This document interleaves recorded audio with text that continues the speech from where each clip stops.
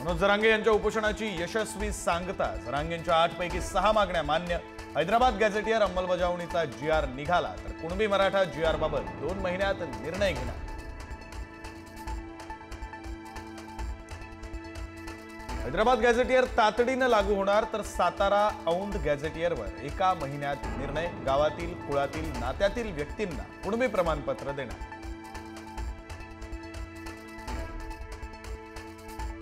मराठा आंदोलकांवरील या आधीचे गुन्हे सप्टेंबर अखेर मागे घेण्यात येणार। आंदोलनामध्ये बलिदान दिलेल्या वारसांसाठी 15 कोटींची मदत देणार मराठा उपसमितीची माहिती।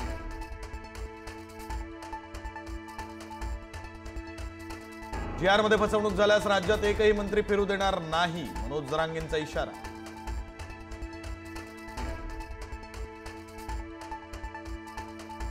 उपोषण सोडताच जरांगे पाटलांच्या डोळ्यात आनंदाश्रू। मागण्या मान्य झाल्यानं तुमचं आमचं वैर संपलं, सरकारला उद्देशून जरांगेंचं वक्तव्य। मराठा समाजासाठी सोन्याचा दिवस, माझ्या जातीचं कल्याण झालं, जरांगेंची प्रतिक्रिया। पुढील 2 आठवडे मनोज जरांगे पाटील यांना उपचाराची गरज। संभाजीनगरच्या गॅलेक्सी रुग्णालयामध्ये उपचार सुरू। उपचार करणाऱ्या डॉक्टर विनोद चावरे यांची माहिती।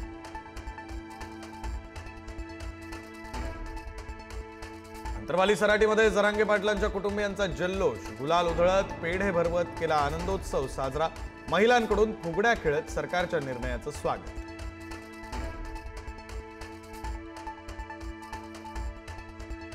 अडचणीच्या ठरलेल्या सरसकट या शब्दावरून जरांगेंनी माघार घेतली।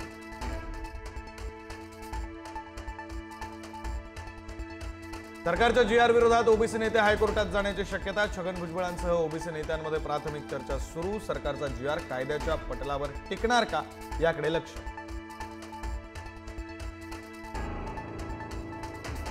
राष्ट्रीय ओबीसी महासंघ साखळी उपोषणाबाबत आज भूमिका स्पष्ट करणार। जरांगेंनी उपोषण मागे घेतल्यानं आता ओबीसी काय निर्णय घेतात याकडे लक्ष।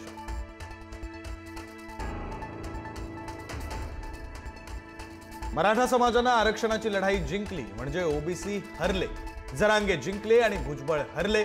ओबीसी नेते हरिभाऊ राठोड आक्रमक।